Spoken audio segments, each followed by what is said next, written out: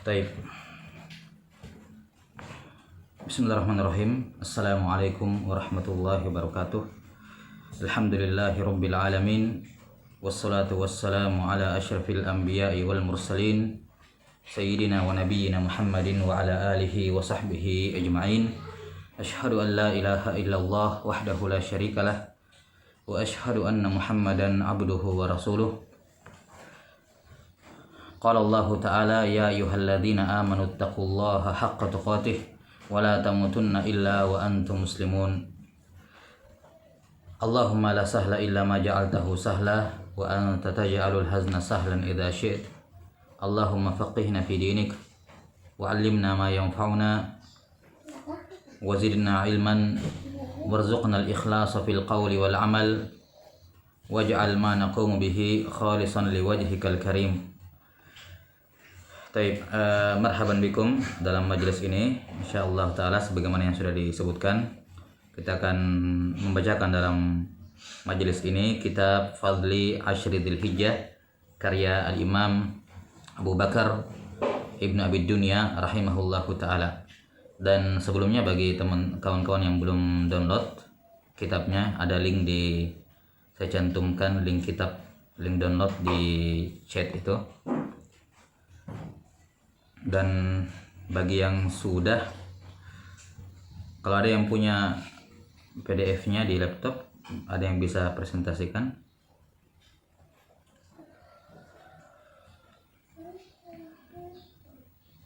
Sebentar coba.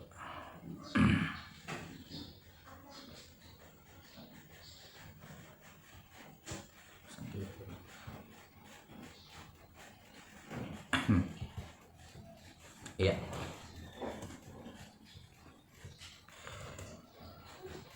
Ini kitab kita mulai dari halaman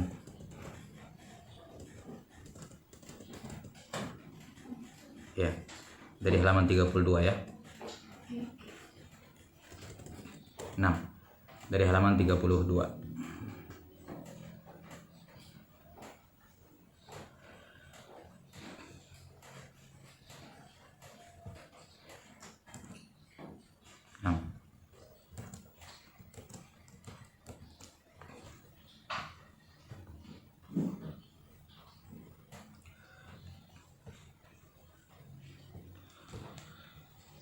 Taib.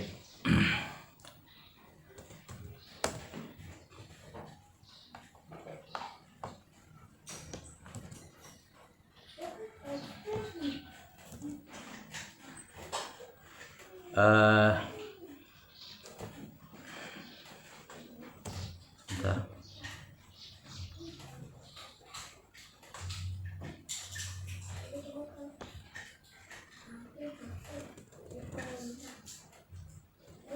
Ya.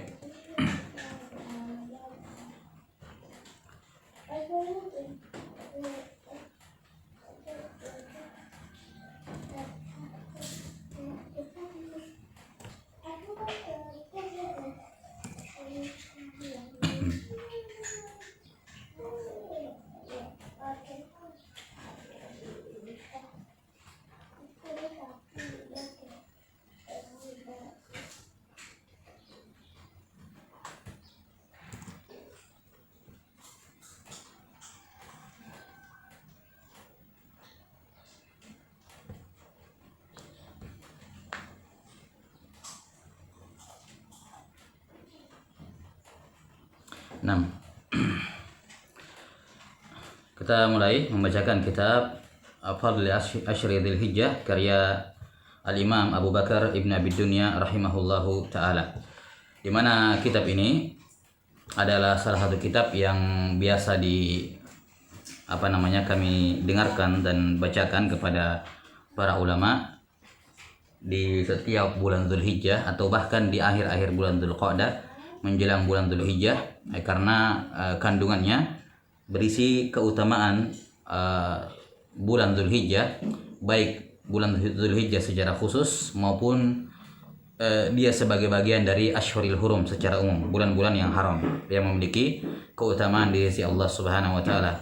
Maka mimbab al-ilmu qabla al-qawli wal amal, ya, al-ilmu qabla al-qawli wal amal, kita dahulukan atau kita perlu untuk membacakan dan menjelaskan sedikit kandungan kitab ini sebagai bekal untuk masuk ke dalam bulan Dzulhijjah. Nah, adapun berkenaan dengan penulis ini rahimahullahu taala, Ibnu Abi Dunya rahimahullah, ini sudah saya pernah jelaskan biografi ringkas beliau ketika membahas kitab Husnudzon Billah. Husnudzon Billah dalam yang kita selesaikan dalam kalau nggak salah belasan majelis ya, hampir 20 majelis kayaknya kita sudah selesaikan pembahasannya, dan alhamdulillah semua sudah kita upload di YouTube. Kalau ada yang mendengarkan biografi beliau atau penjelasan kitab Husnudzon Billah, semua sudah kami upload di YouTube. Karena itulah di sini kita tidak akan mengulang biografi beliau. Adapun berkenaan dengan judul kitab, di sini judulnya adalah Fadlu Ashri Dzulhijjah, keutamaan Ashri Dzulhijjah. Nah, dari judulnya sudah jelas bahwa hadis ini berbicara mengenai fadl, keutamaan. Jadi ini unwanul kitab, judul kitabnya adalah Fadlu Ashri Dzulhijjah. Ya, Fadlu Ashri Dzulhijjah. Nah, adapun maudhu atau tema dari kitab ini adalah tentang keutamaan 10 Dzulhijjah. Yang dimaksud dengan Ashru Dzulhijjah di sini bukan cuma tanggal 10 Dzulhijjahnya, tapi yang dimaksud di sini adalah 10 hari pertama Dzulhijjah. Ya, jadi yang dimaksud dengan Ashru Dzulhijjah bukan tanggal 10 Dzulhijjahnya, tapi 10 hari pertama Dzulhijjah. Bahkan ya di sini juga akan disinggung tentang keutamaan ayyamut tasyriq dan amalan yang disyariatkan di dalamnya secara umum. Ya, di mana ayyamut tasyriq itu adalah tanggal 11, 12, 13 Dzulhijjah dalam mazhab Syafi'iyah, sementara dalam mazhab yang lain 11, 12 Dzulhijjah saja. Nah, adapun dalam mazhab Syafi'iyah ayyamut tasyriq adalah 11, 12, 13 Dzulhijjah, dan itu juga akan disinggung dalam kitab ini. Karena itulah kalimat Ashru Dzulhijjah di sini, ya, kalimat Ashru Dzulhijjah tidak terbatas pada 10 Dzulhijjah saja, melainkan dari tanggal 1 Dzulhijjah sampai tanggal 13 Dzulhijjah. Sampai tanggal 13 Dzulhijjah. Baik, adapun manhajiyah atau metode beliau, ya, Ibnu Abi Dunya rahimahullah taala dalam buku ini sama seperti buku-buku beliau yang lain, di mana Ibnu Abi Dunya rahimahullahu taala termasuk dari para ulama yang ketika menulis karya tulis dalam bidang apapun selalu dan membawakan hadis, maka selalu dibawakan beserta sanad beliau sampai kepada Nabi Shallallahu Alaihi Wasallam. Ya, dinamakan Al-Kutub Al-Musnadah, kitab yang bersanad, yakni di mana penulisnya membawakan sanadnya ketika membawakan suatu hadis, disertakan sanadnya dari penulis sampai kepada Rasulullah Shallallahu Alaihi Wasallam. Nah, dan ini di awal kitab di halaman 32 di sini disebutkan sanad kitab ini dari Syekh Al-Jalil An-Naba ibn Abil Makarim dengan sanadnya sampai ke Abu Bakar Abdullah bin Muhammad bin Ubaid ibn Abi Dunya rahimahullahu taala, yang lebih familiar dengan nama Ibnu Abi Dunya, masyhur rahimahullahu taala. Dan walillahil hamd, kami juga sampai sekarang ya, sanad kitab ini masih bersambung sampai kita sekarang, dan walillahil hamd kami dianugerahkan oleh Allah Subhanahu wa taala, diberikan nikmat telah membacakan dan mendengarkan kitab ini dari belasan orang masyayikh, yang insyaallah taala kami akan sebutkan sanad kitab ini di ijazah tertulis nantinya. Baik, saya kira ini gambaran global tentang buku ini, dan saya kira enggak apa-apa kita bacakan sanadnya dulu di sini. Baik, bisanadil muttasil ila kitab Fadl Ashri Dzulhijjah, disebutkan di awalnya di sini, qala akhbarna Syekh Al-Jalil Al-Musnid Naba'u ibn Abil Makarim ibn Hajjam Al-Hanafi bi qira'ati al-Imam Abi Abdullah Muhammad bin Abdul Mun'im ibn Hamil alaihi wa ana asma'u fil ashr al-awwal min Dhil Qa'dah sana 34 wa 600 bimanzilihi bil Qahirah. Qala lahu akhbaraka Abu Muhammad Abdullah bin Abi Abdullah Muhammad ibn Sa'dillah ibn Muhammad al-Baghdadi qira'atan alaihi wa anta tasma'u fi mustahilli Dhil Hijjah sana 77 wa 500 fa aqarra bih. Ya, qala akhbarna Abul Barakat. Ini yang bagi yang sudah pernah atau memiliki dasar-dasar ilmu mustalahul hadis, dikatakan di sini qira'atan alaihi wa anta tasma, kemudian fa aqarra bihi, ini dinamakan tahammul al-ard, ya, sigo tahammul atau di antara bentuk tahammul dengan al-ard. Qala akhbarna Abdul Barakat Abdul Wahhab ibn Abdul Mubarak ibn Ahmad al-Anmati qala akhbarna Abul Ghanaim Muhammad ibn Ali ibn Hasan ibn Abi Utsman ad-Daqqaq qala akhbarna Abul Hasan Muhammad bin Ahmad ibn Zarqawai atau bisa juga dibaca ibn Zarquyah, ya, qira'atan alaihi qala akhbarna Abu Ahmad Hamzah bin Muhammad ibn Abbas ibn al-Abbas ibn Fadl ibn al-Harith ibn Junada ibn Shabib ibn Yazid ad-Dihqan qira'atan alaihi wa ana asma. Nah, ini Ibn Dihqan ma'ruf, murid dari Ibn Abi Dunya. Qala akhbarana Abu Bakar Abdullah bin Muhammad ibn Ubaid ibn Abi Dunya rahimahullahu taala. Baik, qala Ibn Abi Dunya rahimahullahu taala haddatsana Abu Khaythama Zuhair bin Harb. Qala haddatsana Ismail bin Ulayya an Yahya bin Abi Ishaq an Abda bin Abi Lubabah an Habib bin Abi Thabit an Abi Abdullah maula Abdullah bin Amr radhiyallahu taala rahimahullah qala haddatsana Abdullah bin Amr, yakni Abdullah bin Amr ibn al-As. Ya, Abdullah bin Amr bin As, sahabat Rasulullah sallallahu alaihi wasallam. Kata maula beliau, yakni Abu Abdullah di sini, nahnu natufu bil bait. Saya mendengar atau Abdullah bin Amr bin As menceritakan kepada kami hadis sementara kami sedang tawaf di Ka'bah. Apa hadis yang diceritakan oleh sahabat Abdullah bin Amr bin As? Qala Rasulullah sallallahu alaihi wasallam, ma min ayyamin ahabbu ila Allah azza wa jalla fihinna al-amalu min hadhihi al-ayyam. Nah, kata Rasulullah sallallahu alaihi wasallam, tidak ada satupun hari yang lebih dicintai oleh Allah azza wa jalla dibandingkan hari-hari ini. Maka ada yang bertanya, sebagian sahabat berkata, wa qila walal jihadu fi sabilillah. Wahai Rasulullah, apakah tidak tertandingi amalan di hari-hari ini? Yang dimaksud dengan hari-hari di sini adalah hari-hari 10 pertama Dzulhijjah. Apakah tetap tidak tertandingi walaupun jihad fi sabilillah? Qala walal jihadu fi sabilillah azza wajal. Iya, tidak tertandingi amalan di 10 hari pertama Dzulhijjah walaupun jihad di jalan Allah. Tetap lebih besar pahalanya ibadah di 10 hari pertama Dzulhijjah. Illa, kecuali man kharaja bimalihi wa nafsihi summa lam yarji hatta tahraqa muhjatu dami.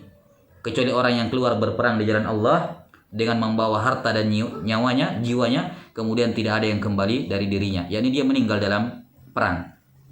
Maka satu-satunya amalan yang mengalahkan pahala yang tersebut dalam hadis ini, yang mengalahkan pahala beramal di 10 hari pertama Dzulhijjah adalah mati syahid. Dan ini menunjukkan besarnya keutamaan 10 hari pertama Dzulhijjah ini. Baik, sebelum kita lanjut, dalam Al-Quran Allah Subhanahu wa Ta'ala menyebutkan dan menyinggung tentang keutamaan 10 hari pertama Dzulhijjah ini. Ya, dalam Al-Quran ada beberapa ayat yang menyinggung tentang keutamaan bulan Dzulhijjah ataukah hari-hari tertentu di dalamnya. Ayat yang pertama adalah firman Allah Subhanahu wa Ta'ala dalam suratul Baqarah ayat 203. Allah Ta'ala berfirman, "Wadhkurullaha fi ayyamin ma'dudat." Sebutlah nama Allah di hari-hari yang tertentu, yakni yang hari-hari yang berbilang, jumlahnya sedikit. Dalam surah Al-Baqarah ayat 203. Dan dalam surah Al-Hajj ayat 28, liyadhkuru smallahi fi ayyamin ma'lumat. Agar mereka mengingat Allah di hari-hari yang sudah maklum, yang sudah diketahui bersama. Di dua ayat ini Allah Ta'ala mensifati ayyam dengan ayyam ma'dudat dan ayyam ma'lumat. Hari-hari yang berbilang dan hari-hari yang sudah diketahui. Apa itu ayyam ma'dudat? Apa itu ayyam ma'lumat? Ya, ditafsirkan oleh para ulama, ya, di antaranya oleh Al-Hasan Al-Basri dan juga Qatadah Ibn Di'amah rahimahullahu taala. Keduanya menafsirkan bahwa ayyam ma'lumat adalah 10 hari Dzulhijjah. Ayyam ma'lumat yang tersebut dalam surah Al-Hajj tadi adalah 10 hari pertama Dzulhijjah. Sementara ayyam ma'dudat, hari-hari yang bilangannya tertentu, itu adalah 3 hari ayyamut tasyrik. 3 hari ayyam at-tasyrik. Jadi wadhkurullaha fi ayyamin ma'dudat, yakni ayyamit tasyrik. Liyadhkuru smallahi fi ayyamin ma'lumat, yakni 10 Dzulhijjah. Ya, maka ayyamun ma'dudat adalah ayyamut tasyrik dan ayyamun ma'lumat adalah 10 pertama Dzulhijjah. Demikian penafsiran dari Al-Hasan Al-Basri dan Qatadah Ibn Di'amah Abdul Khattab As-Sadusi rahimahullahu taala. Ini dua ayat menyebutkan tentang keutamaan bulan Dzulhijjah. Ya, 10 hari pertama plus ayyamut tasyrik 11, 12, 13 Dzulhijjah disyariatkan untuk berzikir kepada Allah Subhanahu wa taala. Nah, kemudian ayat yang kedua dalam surah Al-A'raf. Dalam surah Al-A'raf ayat 142 di mana Allah taala berfirman tentang Nabi Musa. Wa wa'adna Musa 30 lailatan wa atmamnaha bi'ashr. Wa wa'adna Musa 30 lailatan wa atmamnaha bi'ashr. Dan ingatlah ketika kami membuat perjanjian ya dengan Musa selama 30 hari, kemudian kami sempurnakan, kami tambah jadi 10 hari. Ya, jadi perjanjian dengan Musa dikatakan 30 hari dan ditambah 10 hari. Apa 30 hari, apa 10 hari ini? Kata Mujahid Ibn Jabar rahimahullahu taala, 30 hari tersebut adalah 30 hari bulan Dzulqa'dah, dan wa atmamnaha bi asyr, kami sempurnakan 10 hari, yakni 10 hari pertama bulan Dzulhijjah. Ya, maka menurut penafsiran Mujahid, 10 hari yang tersebut dalam surah Al-A'raf di sini ayat 142 adalah 10 pertama Dzulhijjah. Dan ini juga menunjukkan keutamaan keutamaan 10 hari ini tatkala ditambahkan 10 hari ini pada perjanjian dengan Musa alaihissalam. Kemudian di antara dalil yang menunjukkan tentang keutamaan hari-hari di bulan Dzulhijjah adalah firman Allah Subhanahu wa taala di awal surah Al-Fajr. Wal fajr walayalin ashr wasyaf'i wal watr. Demi fajar, yakni as-subuh, waktu subuh. Walayalin ashr, dan demi malam-malam yang 10. Apa malam-malam yang 10 ini? Kata Ikrimah dan Qatadah, ya, Ikrimah dan Qatadah menafsirkan malam-malam yang 10 yakni malam pertama Dzulhijjah. Malam pertama Dzulhijjah. Wasyaf'i wal watr, demi malam-malam atau demi yang genap dan yang ganjil. Apa itu genap dan yang ganjil? Kata Ikrimah dan Ad-Dhahhak Ibn Muzahim menafsirkan, Ikrimah dan Ad-Dhahhak Ibn Muzahim menafsirkan bahwa asyafa yang genap yaitu tanggal 10 Dzulhijjah, hari menyembelih, hari lebaran. Ya, karena 10 kan angka genap. Wal watar yang ganjil yakni hari Arafah, tanggal 9-nya, karena 9 angka ganjil.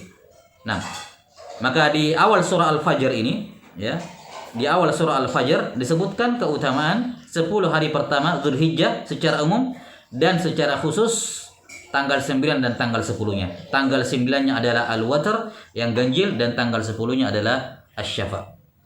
Baik, ini 3 tempat dalam Al-Qur'an yang disebutkan padanya tentang keutamaan bulan Dzulhijjah. Nah, kita kembali ke hadis yang pertama. Nah, dikatakan di situ dari tabi'in yang bernama Abu Abdullah, maula dari Abdullah bin Amr bin As, di mana Abdullah bin Amr bin As menceritakan kepada mereka hadis dari Nabi sallallahu alaihi wasallam ketika mereka sedang tawaf tentang keutamaan apa? Tentang keutamaan 10 hari pertama di bulan Dzulhijjah, bahwa tidak ada satupun amalan yang lebih besar pahalanya di sisi Allah Subhanahu wa taala dibandingkan amalan di 10 hari pertama Dzulhijjah. Baik. Tentunya di sini tafdil ini, tentang tafdil, ya, bahwa tidak ada satupun amalan yang lebih besar dibandingkan bulan-bulan Dzulhijjah, dibandingkan hari-hari ini, yakni 10 hari pertama Dzulhijjah, ya. Ini menunjukkan bahwasanya ada hari-hari tertentu, ya, di dalam syariat Islam yang mufaddal, yang dia afdal dibandingkan malam-malam yang lain, atau dibandingkan hari-hari yang lain. Dan dalam Islam, afdaliyatuz zaman, keunggulan suatu zaman dibandingkan yang lain, bukan dikarenakan semata-mata karena hari itu sendiri, waktu itu sendiri, melainkan karena terdapat di dalamnya amal soleh. Ya, maka suatu waktu, suatu masa dalam Islam dia menjadi mulia bukan gara-gara atau bukan semata-mata karena harinya itu saja, melainkan karena di situ ada amalan yang besar, ya, amalan yang mulia.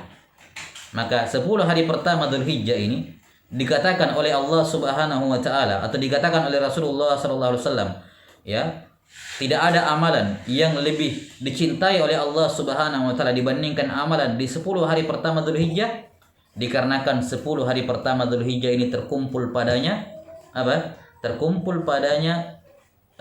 semua rukun Islam. Yang pertama 2 kalimat syahadat. Ya, sebagaimana akan datang nanti bahwa doa yang paling afdal yang diucapkan di wukuf di Arafah adalah la ilaha illallah wahdahu la syarikalah sampai wa huwa ala kulli syai'in qadir. Ini pernyataan syahadat la ilaha illallah. Ya. Kemudian yang kedua adalah salat. Ya, di situ ada Idul Adha. Ya, di situ ada Idul Adha. Ini tentunya di luar dari salat-salat yang rutin, yang wajib maupun yang sunnah. Tapi di situ ada Idul Adha. Kemudian di situ ada apa? As-sadaqah. Ya, sedekah. Sedekah. Ya, kalau sedekah wajib namanya zakat, sedekah yang sunnah ya sedekah. Di situ ada apa? Ada pembagian hewan kurban. Ada pembagian hewan kurban. Maka itu minas itu bagian dari sedekah. Kemudian yang keempat di situ ada puasa. Di mana puasa di sini yang dimaksud adalah baik puasa sepanjang 9 hari Zulhijjah, ya, 9 hari pertama Zulhijjah, ataukah puasa tanggal 9 Zulhijjahnya, puasa Arafah. Dan yang terakhir ada haji, itu jelas. Karena itulah 10 hari pertama ini, ya, amalan di dalamnya menjadi amalan yang paling dicintai oleh Allah Subhanahu wa taala, karena pada 10 hari pertama Zulhijjah terkumpul padanya 5 rukun Islam seluruhnya. Ya, di momen ini tidak ada satupun waktu dalam setahun yang mengumpulkan 5 amalan besar ini, syahadat, salat, ya, yakni salat tertentu maksudnya, kemudian sedekah tertentu, kemudian haji, puasa, kecuali pada 10 hari pertama Dzulhijjah ini. Nah, maka mendengarkan fadilah tersebut, para sahabat radhiyallahu anhum bertanya, "Walal jihadu fi sabilillah?" Apakah pahalanya tetap lebih besar walaupun jihad? Kata Rasulullah sallallahu alaihi wasallam, "Iya, termasuk jihad, kecuali kalau dia meninggal di medan jihad." Kecuali kalau dia meninggal di medan jihad. Jadi di mati syahid maksudnya. Mati syahid. Baik, ini hadis yang pertama. Qala Yahya, "Summa laqitu Habib ibn Abi Thabit, fasa'altuhu an hadzal hadis, fahaddatsani binahwi min hadza." Qala Yahya, yakni ayyamal 'ashr. Nah, kemudian kata Yahya yang dimaksud di sini Yahya dalam hadis. Yakni siapa? Yahya bin Abi Ishaq. Jadi dalam sanad hadis ini Yahya bin Ishaq meriwayatkan hadis ini dari Abdah bin Abi Lubabah dari Habib bin Abi Thabit. Dari Habib bin Abi Thabit. Berarti antara Yahya dengan Habib bin Abi Thabit ada di tengah-tengahnya Abdah bin Abi Lubabah. Ya. Kemudian Yahya berkata, "Summa laqitu Habib ibn Abi Thabit." Kemudian saya langsung berjumpa dengan Habib bin Abi Thabit. Yakni saya mencari sanad yang ali. Asalnya saya mendengarkan hadis ini lewat perantara, namun karena kebetulan guru dari guru saya yakni Habib masih hidup, maka saya kejar dia. Ini menunjukkan bahwa sunnah mencari sanad yang tinggi, memangkas jarak antara dirinya dengan Nabi sallallahu alaihi wasallam, itu adalah sunnah man salaf. Sunnah para ulama terdahulu, sunnah para penuntut ilmu hadis, di mana mereka berusaha semaksimal mungkin agar jarak antara diri mereka dengan Nabi sallallahu alaihi wasallam seringkas mungkin. Ya, maka di sini Yahya langsung mengambil riwayat hadis ini kepada Habib bin Abi Thabit, guru dari gurunya. Kemudian saya langsung menanyakan hadis ini, "Betul enggak kamu menceritakan kepada siapa? Kepada Abdah, guru saya mendengar hadis ini dari Abdah, dari kamu. Betul enggak ini hadis?" Fahaddatsani binahwi min hadza. Maka dia membenarkan, yakni dia menceritakan hadis itu kepada saya seperti lafaz yang diceritakan oleh Abdah kepada saya. Jelas sampai sini? Ya, pertanyaannya, kenapa Yahya kalau sudah tahu Habib bin Abi Thabit masih hidup, kenapa enggak langsung ke Habib bin Abi Thabit? Kenapa lewat Abdah bin Abi Lubabah? Jawabannya karena Abdah bin Abi Lubabah itu satu kampung dengan Yahya bin Abi Ishaq. Ya.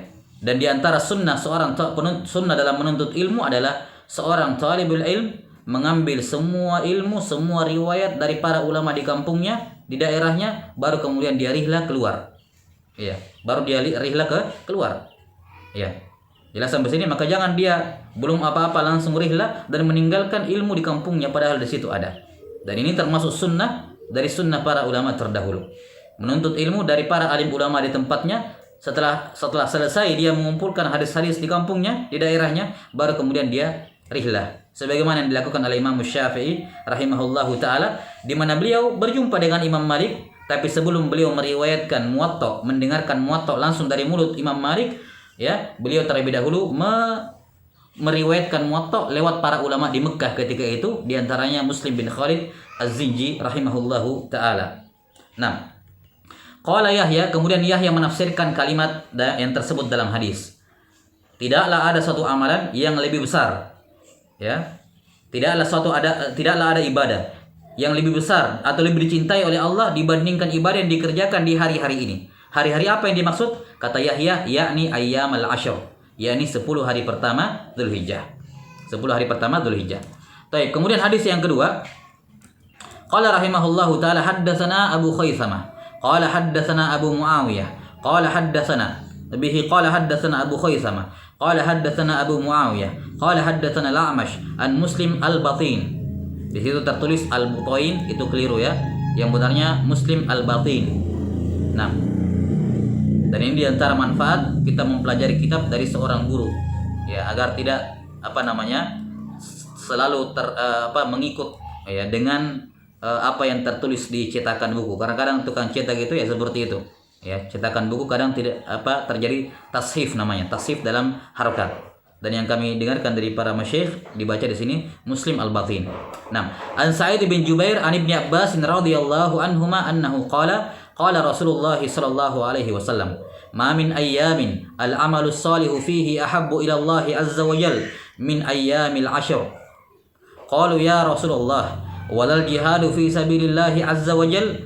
Qala walal jihadu fi sabilillahi azza wa jal illa rajulun kharaja bi nafsihi wa malihi thumma lam yarji' min dzalika bi syai'. Nah, ini disebutkan di bawah riwayat Al-Bukhari, ya, riwayat Al-Bukhari dari Muslim Al-Batin, dari jalan Muslim Al-Batin dengan lafaz mal amalu fi ayyamil ashr afdalu minal amali fi hadhihi. Qalu walal jihad, qala walal jihad illa rajulun kharaja yukhatiru bi nafsihi wa malihi falam yarji' minhu bi syai'. Ya, dan juga diriwayatkan oleh Abu Dawud, Tirmidzi dan Ibnu Majah. Maka ini asal hadisnya dalam Sahih Al-Bukhari. Kandungan hadisnya sama seperti sebelumnya, ya, yang menunjukkan bahwasanya amalan soleh, amalan yang paling dicintai oleh Allah Subhanahu wa taala adalah amalan yang dikerjakan pada 10 hari pertama ini. Ya, 10 hari pertama ini. Ya, dan amalan tersebut mengalahkan pahala jihad fi sabilillah kecuali kalau dia meninggal di dalamnya. Dia membawa hartanya, membawa nyawanya, kemudian dia meninggal di situ. Baik, dan ini kita akan terangkan nanti masalah tafdil. Apa maksudnya lebih? Apakah ini menunjukkan bahwasanya 10 hari pertama Dzulhijjah lebih mulia dibandingkan 10 hari terakhir Ramadan? Ya. Apakah ini menunjukkan kalau begitu bulan Dzulhijjah lebih afdal dibandingkan bulan Dzulhijjahnya lebih afdal dibandingkan bulan Ramadannya? Ya, ini insyaallah kita akan terangkan nanti. Ya, tapi yang jelas hadis ini menunjukkan keutamaan amalan di 10 hari pertama Dzulhijjah. Jelas sampai sini? Baik, summa qala rahimahullahu taala di hadis yang ketiga, bihi qala haddatsana Yusuf ibn Musa, qala haddatsana Muhammad ibn Fudail, qala haddatsana Yazid ibn Ziyad, an Mujahid an Ibni Umar radhiyallahu anhuma, anin Nabi sallallahu alaihi wasallam annahu qala, ma min ayyamin a'zamu 'inda Allah azza wa jalla wa la ahabbu ilayhi minhunna al-'amalu as-salihu min hadhihi al-ayyamil 'ashr min hadhihi al-ayyamul 'ashr fa aksiru fihinna at-tahmida wat-tahlila wat-takbir. Baik. Di sini hadis yang ketiga, kata Abdullah bin Umar radhiyallahu anhuma, tidak ada satupun hari-hari yang lebih agung di sisi Allah azza wa jalla, ya, dan lebih dicintai oleh Allah Subhanahu wa taala beramal soleh di dalamnya dibandingkan 10 hari ini, 10 hari pertama Dzulhijjah. Karena itulah fa'aksiru fihinna tahmid wat tahlil wat takbir. Karena itulah perbanyaklah mengucapkan hamdalah, tahlil yakni la ilaha illallah wat takbir, dan banyak-banyak bertakbir. Baik.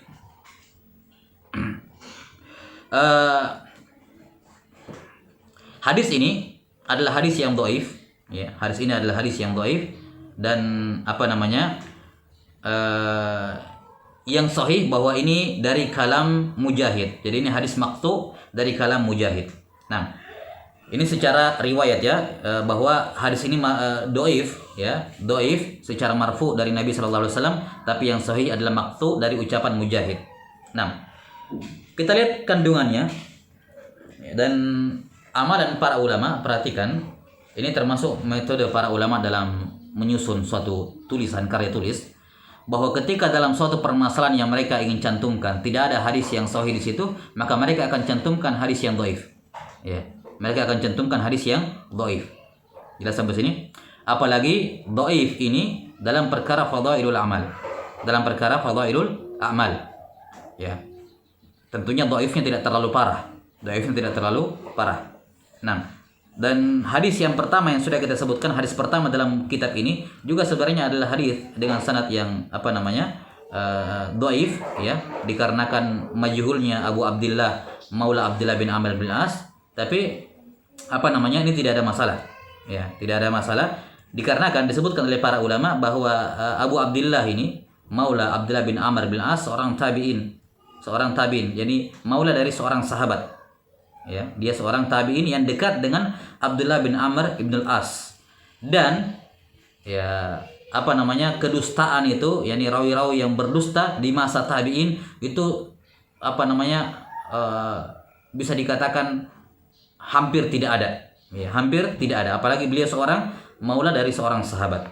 Nah, karena itulah hadis-hadis dengan dhaif ringan seperti ini digunakan oleh para ulama dalam fadhailul amal semacam ini, tentunya dengan syurut. Dan Imam Nawawi rahimahullahu taala ya menyebut dalam kitabul dalam muqaddimah arba'in an-nawawiyah ya, bahwa para ulama sepakat bolehnya berdalil dengan hadis dhaif dalam fadhailul amal. Ini beliau sebutkan dalam muqaddimah arba'in nawawiyah. Namun apa yang beliau sebutkan di muqaddimah arba'in nawawiyah itu kelihatannya beliau ralat ya, beliau itu kurang tepat, karena dalam kitab beliau yang lain, Kitabul Azkar karya Imam Nawawi, beliau hanya mengatakan bahwa beramal dengan hadis dhaif dalam fadhailul amal itu adalah pendapat jumhur ulama, pendapat mayoritas ulama. Baik, maka hadis-hadis semacam ini ketika dia dhaifnya ringan ya, kemudian didukung oleh hadis-hadis yang lain yang semakna, apalagi amalan tersebut sabit dengan dalil-dalil yang sahih, maka yutasamahu fihi. Seperti di sini tahmid, tahlil dan takbir ya. Ini amalan umum. Nah, amalan yang umum banyak dalil-dalil tentang anjuran tahmid, tahlil dan takbir, apalagi sejalan dengan ayat Al-Qur'an ya, sejalan dengan Al-Qur'an. Yadhkuru smallahi ya fi ayyamin ma'dudat ya, atau ma'lumat. Hendaknya mereka berzikir kepada Allah di hari-hari yang maklumat. Maka ini sejalan dengan hadis ini. Ya, kandungan ayat hadis ini tetap sejalan dengan kandungan Al-Qur'anul Karim. Baik. Maka di sini di antara amalan yang disyariatkan dalam 10 hari pertama Dzulhijjah adalah secara umum membaca tahmid, takbir, tahlil dan takbir. Dan ini namanya zikir mutlak, atau kalau kita fokuskan permasalahannya ke masalah takbir, karena ini yang dibahas dalam buku-buku fikih. Ya. Ada namanya takbir mutlak, at-takbir al-mutlak. Dianjurkan seorang memperbanyak takbir, tahmid, tahlil secara umum. Ya, secara umum di 10 hari pertama Dzulhijjah ini. Ya, 10 hari pertama Dzulhijjah. Dan secara khusus ditekankan mulai berzikir ya, mulai berzikir. Nah, sejak dari sholat subuh ya, sholat subuh hari Arafah, yakni tanggal 9 Dzulhijjah ya, sampai sholat asar tanggal 13 Dzulhijjah ya. Ini secara umum mulai dari subuh mulai dari subuh tanggal 9 hari Arafah sampai asar tanggal 13 Dzulhijjah, sampai setelah sholat asar 13 Dzulhijjah itu dianjurkan untuk takbir mutlak, yakni takbir kapan saja, di mana saja, dalam kondisi bagaimanapun juga ya, tentunya kecuali pada tempat-tempat yang tidak boleh berzikir di situ. Tapi secara umum dalam posisi apa saja, berdiri, duduk, jalan ya, dan seterusnya ya, berbaring, silakan bertakbir dengan takbir mutlak mulai dari subuh 9 Dzulhijjah sampai asar 13 Dzulhijjah. Ini namanya takbir mutlak. Kemudian ada juga pembahasan mengenai takbir al-muqayyad. Ya, takbir muqayyad yaitu takbir yang dilafalkan di setiap habis sholat 5 waktu. Setiap habis sholat 5 waktu mulai dari tanggal 9 Dzulhijjah sampai akhir tanggal 13 Dzulhijjah. Ini namanya zikir al-muqayyad, dan ini warid dari amalan para sahabat. Warid dari amalan para sahabat sebagaimana disebutkan oleh Ibnu Taimiyah rahimahullahu taala bahwa zikir mutlak ini hal yang zikir sehabis salat 5 waktu ini diperbolehkan, ya. Diperbolehkan ditakkid di akhir salat 5 waktu sepanjang 4 hari tersebut, dari Dzulhijjah, dari Arafah sampai tanggal 9 Dzulhijjah sampai akhir tanggal 13 Dzulhijjah. Dianjurkan bertakbir di setiap habis salat 5 waktu. Dan takbir mutlak kapan dan di mana saja, tidak terkait dengan salat 5 waktu. Nah, walaupun dalam masalah pembatasan harinya, kapan dimulai bertakbir, ya, kapan berakhir takbir dan seterusnya, maka ini ada silang pendapat di kalangan para ulama, ya, ada silang pendapat di kalangan para ulama, ya, yang masyhur dalam mazhab Syafi'iyah, ya, yang masyhur dalam mazhab Syafi'iyah bahwasanya zikir muqayyad ini yang habis salat 5 waktu, ya, demikian pula ya yang habis salat 5 waktu itu dimulai dari zuhur tanggal 9 Dzulhijjah, ya. Saya ulangi, zuhur tanggal 10, ya, tanggal 10 Dzulhijjah, ya, sampai salat subuh tanggal 13 Dzulhijjah. Saya ulangi, mulai dari zuhur, ya, mulai dari zuhur tanggal 10 hari penyembelihan, mulai dari zuhur tanggal 10 Dzulhijjah sampai ke ke waktu subuh tanggal 13 Dzulhijjah, ya. Ini merupakan amalan dari sahabat Abdullah bin Umar, ya, dan juga amalan dari Amirul Mukminin Umar ibn Abdul Aziz, juga amalan dari tabi'in Yahya bin Sa'id atau atba'ut tabi'in Yahya bin Sa'id al-Ansari. Nah, dan ini adalah pendapat dari yang masyhur dalam mazhab Syafi'iyah, juga merupakan pendapat dari Imam Malik. Nah, kemudian ada pendapat lain juga yang ini juga masyhur. Ini juga salah satu pendapat dalam mazhab Syafi'iyah, dan bahkan ini walaupun ini bukan pendapat yang mu'tamad dalam mazhab Syafi'iyah, tapi ini pendapat yang dipilih menjadi ikhtiar dari Imamul Muzani, murid dari Imam Syafi'i, juga Ibnul Munzir Al-Baihaqi, dan juga Imamun Nawawi rahimahullahu taala, ya, bahwasanya zikir muqayyad itu dimulai dari subuh hari Arafah. Subuh tanggal 9 sudah mulai takbir sehabis salat.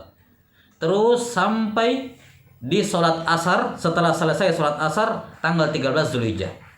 Jadi mulai dari subuh tanggal 9 Dzulhijjah dan berakhir asar. Setelah salat asar maksudnya bertakbir dulu, dan itu akhir waktu waktu bertakbir di asar tanggal 13 Dzulhijjah.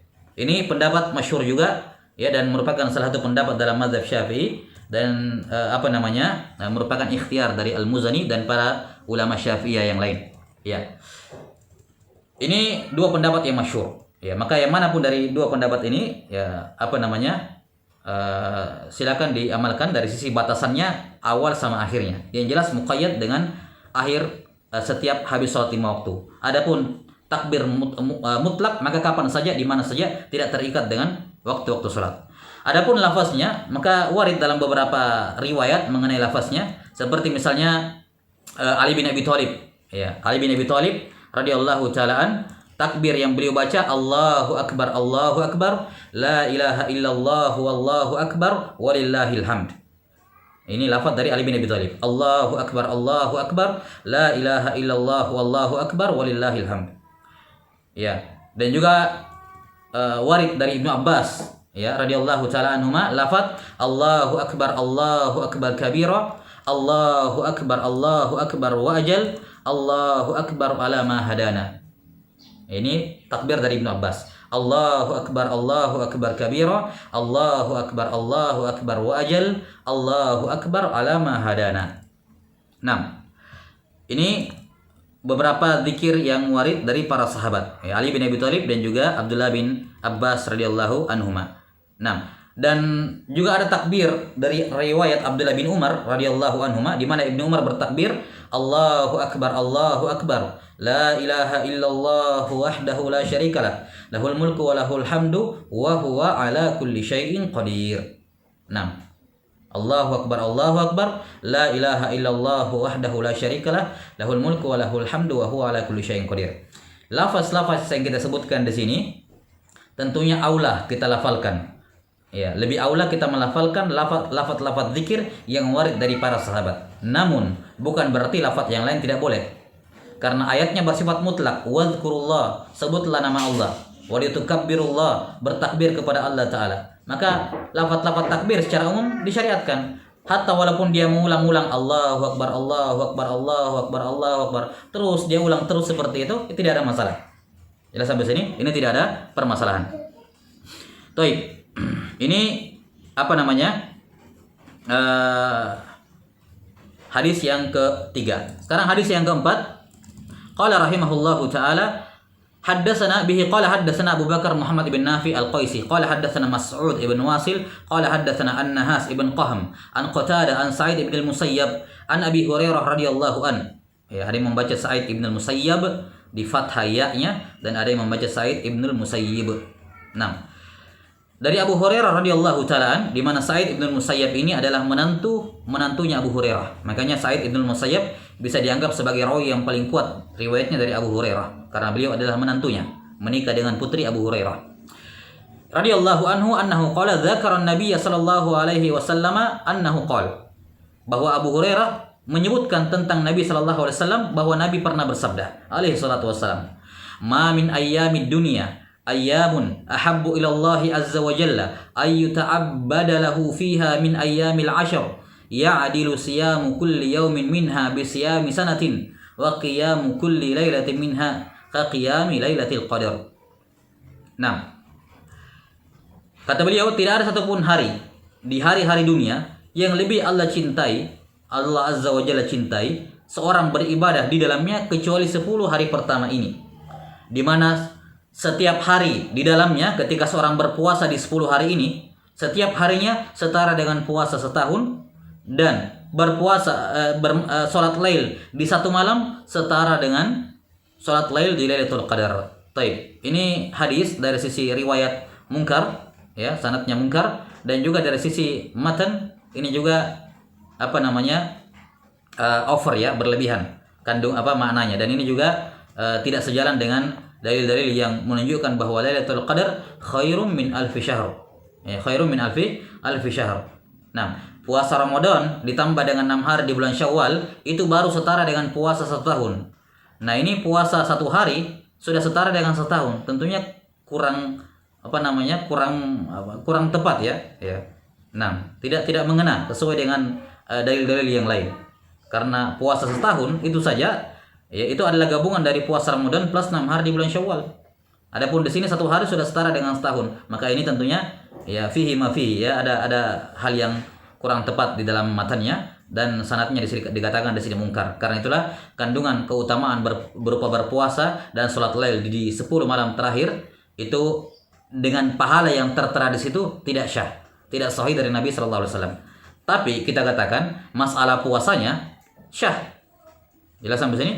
Yakni disunnahkan berpuasa di 10 hari pertama, tentunya kecuali hari ke-10 ya, karena 10 lebaran, tidak boleh puasa di tanggal 10. Termasuk hari-hari yang diharamkan berpuasa, yang tidak syah puasa padanya adalah Idul Adha, tanggal 10. Maka ketika dikatakan dianjurkan beramal soleh, diantaranya berpuasa di 10 hari pertama, yakni 1 sampai 9. Ya, karena itulah diantara puasa-puasa yang disunnahkan, ya puasa-puasa yang disunnahkan adalah berpuasa 9 hari pertama bulan Dzulhijjah, dan sunnah muakkadah ditekankan pada tanggal 9-nya. Adapun dari tanggal 1 sampai tanggal 9 maka secara umum disunnahkan berpuasa. Kenapa? Karena dalilnya secara umum, dalilnya berlaku umum. Ma min ayyamin ahabbu ilallah al-amalus soleh, beramal soleh di dalamnya. Dan termasuk di dalam kategori amal soleh adalah puasa. Maka dianjurkan berpuasa di 9 hari pertama bulan Dzulhijjah dengan dalil umum. Dan tanggal 9 Dzulhijjah, yakni hari Arafah, dianjurkan berpuasa dengan dalil yang lebih spesifik, yaitu keutamaan puasa Arafah. Ya. Jadi keutamaan atau berpuasa di 9 hari pertama Dzulhijjah hukumnya adalah mustahab, hukumnya adalah sunnah dengan dalil umum. Dengan dalil umum, yakni amal soleh paling dicintai oleh Allah dikerjakan di situ. Dan diantara untuk amal soleh adalah puasa. Dan disunnahkan berpuasa pada hari Arafah 9 Dzulhijjah dengan dalil khusus, sebagaimana yang akan datang nanti. Demikian pula salat lail. Salat lail lebih dianjurkan, ditekankan di 9 hari di 10 hari pertama Dzulhijjah karena salat lail ya, tidak ada masalah. Karena salat lail termasuk di dalamnya apa? Termasuk dalam kategori al-amal soleh. Apalagi bersedekah. Sedekah di 10 hari pertama Dzulhijjah ini adalah sedekah yang paling Allah cintai. Ya. Salat lail di 10 hari pertama Dzulhijjah ini secara umum adalah amalan yang paling Allah cintai. Maka semua amal soleh masuk di dalamnya. Makanya kita tidak butuh dalil. Kita tidak butuh dalil spesifik dalam hal ini. Misalnya ada yang mengatakan, saya mau khusus untuk 10 Dzulhijjah ini, setiap malam saya mau sholat lail. Padahal sebelumnya dia tidak sholat. Saya mau sholat lail malam-malam ini. Ya, tidak perlu kita katakan, tidak boleh, ngapain? Mana dalilnya kamu sholat lail khusus 10 Dzulhijjah? Kita katakan masuk dalam dalil umum. Tidak perlu didatangkan dalil spesifik, dalil khusus, tidak perlu. Jelas sampai sini? Demikian pula puasa. Saya mau puasa. Saya mau puasa. Tidak perlu dikatakan mana dalilnya berpuasa sunnah 10 hari. Yang ada dalilnya cuma tanggal 9 katanya. 1 sampai 8 mana dalilnya? Ya enggak perlu. Dia masuk dalam keumuman hadis al-amalus soleh.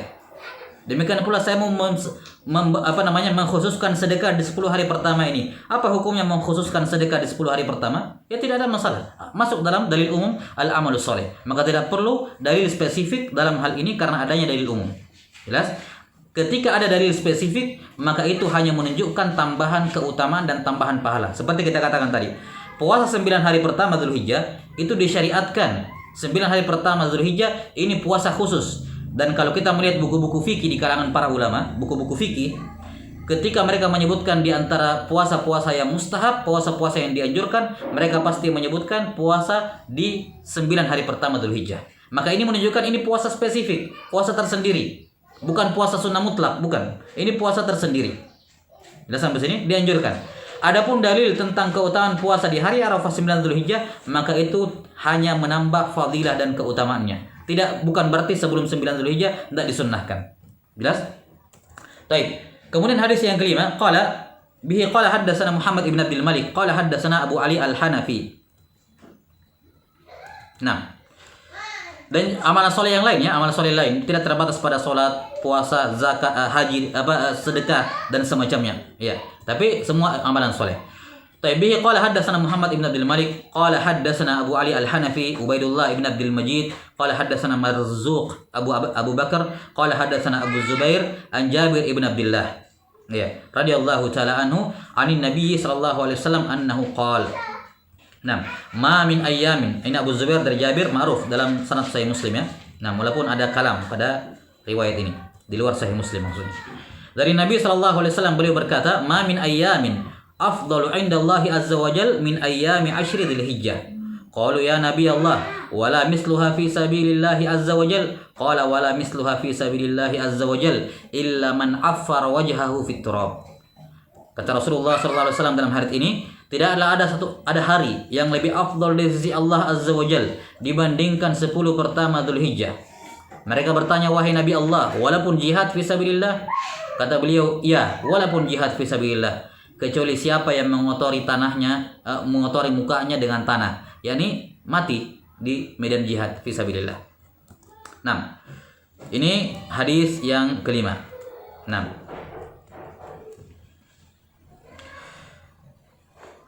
dan ini adalah hadits yang hasan ya, hadits yang sanadnya hasan. Kemudian hadis yang keenam, keutamannya dan kandungannya sudah kita jelaskan. Bihi qala haddatsana Khalif ibn Hisham, qala haddatsana Abu Awana, qala haddatsana Al-Hur ibn Sabbah. Di sini ada tashif, yang benarnya Al-Hur ibn Sayyah ya. Al-Hur ibn As-Sayyah ya. Maka ini As-Sabbah tashif. Dalam istilah mustalah hadis namanya tashif, salah tulis ya. Yang benarnya as-sayyah, pakai ya, bukan pakai ba. Nah, an Hunaidah ibn Khalid an imraatihi an ba'di azwajin Nabi sallallahu alaihi wasallam. Dari Hunaidah ibn Khalid, dari istrinya. Tidak diketahui siapa nama istrinya di sini. Dari sebagian istri Nabi sallallahu alaihi wasallam, di mana sebagian istri beliau berkata, inna Rasulullah sallallahu alaihi wasallam kana yasumu tis'an min Dzulhijjah wa yawma Asyura wa thalathata ayyamin fi kulli syahrin awwaluhu isnaini wa khamis. Kata sebagian istri Rasulullah sallallahu alaihi wasallam bahwa Rasulullah sallallahu alaihi wasallam itu biasa berpuasa pada 9 pertama Dzulhijjah. Kemudian 10 Muharram, 10 Asyura, tanggal 10 Muharram. Wa salasatu ayyam fi kulli syahr, yani ayyamul bid. Ya, 3 hari pertama 3 hari setiap bulan. Awwaluhu isnain wa khamis. Ya. Yaitu diantaranya Senin dan Kamis. Nah, ini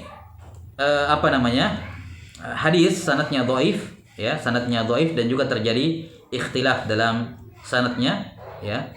Nah, tapi kandungan yang tersebut di dalamnya tidak diragukan sahih seluruhnya, ya. Berpuasa 9 Dzulhijjah sudah warid dengan dalil yang umum. Puasa hari Asyura juga warid dalam hadis yang khusus. Puasa 3 hari tiap bulan juga warid. Puasa Ayyamul Bid tanggal 13, 14, 15 setiap bulan Qamariyah, tentunya perhitungan kalender Hijriyah juga warid. Puasa Senin Kamis juga warid. Jadi tidak ada masalah dengan kandungan hadis ini. Nah, bihi qala haddatsana Muhammad ibnu Sabbah qala haddatsana Syariq anil Hur ibn Sabbah. Ini ya, yang benarnya Ibn Soyyah, Al-Hur ibn Soyyah. Kata Al-Hur bin Soyyah, jawartu ma'a bin Umar bi Makkah fi ayyamil ashr, fa kana yasumuhun wa qala wa ana asumu yauma Asyura. Saya pernah menemani Ibnu Umar di Mekah pada 10 hari pertama Dzulhijjah. Yani jawartu bi Makkah, yani tinggal di Mekah. Mungkin ini dimaksud dengannya i'tikaf di Masjidil Haram, ya, atau tinggal di situ, tinggal di Masjidil Haram untuk beribadah. Ya. Jelas sampai sini. Ini makna mujawarah. Mujawarah Masjidil Haram, yakni sengaja tinggal di situ untuk beribadah. Dan ini ada beberapa ulama yang melakukan amalan seperti ini, yakni di penghujung umur mereka ketika mereka merasa sudah tinggal tunggu mati lah. Maka ada sebagian di antara mereka yang sengaja datang dan berdiam di Masjid Al-Haram, ya, melayani, berkhidmat kepada Masjidil Haram, menyapu, membersihkan sampahnya dan seterusnya, fokus beribadah sampai dia meninggal. Ya, dan diantara yang melakukan hal ini yang tersebut dalam biografinya adalah Al-Imam Abu Syuja Ahmad ibn Husain ibn Ahmad al-Asfahani rahimahullahu taala, penulis kitab Matan Abi Syuja dalam madhab, dalam fikih Syafi'iyah. Ya. Kata Al-Hur bin Soyyah, saya mujawarah dengan Ibnu Umar di Mekah di 10 hari pertama Dzulhijjah. Fakana yasumuhun, maka dia pun berpuasa. Tentunya 10 hari pertama di sini kita katakan kecuali tanggal 10-nya, yakni 1 sampai 9. Karena tidak mungkin Ibnu Umar berpuasa pada hari ke-10, sudah lebaran. Nah, waqal, dan Ibnu Umar berkata, wa ana asumu yauma Asyura, dan saya juga berpuasa di hari Asyura, yakni 10 Muharram. Nah, bihi qala, dan ini juga hadis yang dhaif, ya, ini juga hadis yang dhaif, diingkari oleh Imam Ahmad rahimahullahu taala. Hadis nomor 7 ini diingkari oleh Imam Ahmad rahimahullahu taala. Tapi sekali lagi ini tidak terlalu berarti, ya, karena keutamaan 10 hari pertama Dzulhijjah, 9 hari pertama Dzulhijjah berupa puasa dan puasa hari Asyuranya sendiri sudah warid dalam hadis sahih yang lain, maka kita nggak butuh hadis dhaif seperti ini. Ya. Yang apalagi sifatnya mungkar, ya, mungkar karena mukhalafahnya Al-Hur bin Soyyah, dan ini pembahasan dalam ilmu mustalahul hadis. Bihi qala haddatsana Syuja' ibn Makhlad qala haddatsana Hushaim qala haddatsana Khalid qala haddatsana Abu Usman annahu qala kanu yufaddiluna 13 al-ashrul awwal min Dzulhijjah wal ashrul awakhir min syahri Ramadan wal ashrul awwal wal ashrul awwal min al-Muharram. Al-awwal, ya, bukan al-awwal. Al-awwal bentuk jamak. Kanu, mereka. Ya, yang dimaksud dengan mereka di sini, wallahu taala alam bisawab, adalah imma tabi'in wa imma sahabi. Ya, imma tabi'in wa imma sahabi, karena Abu Usman di sini adalah seorang tabi'in. Zahirnya seorang tabi'in.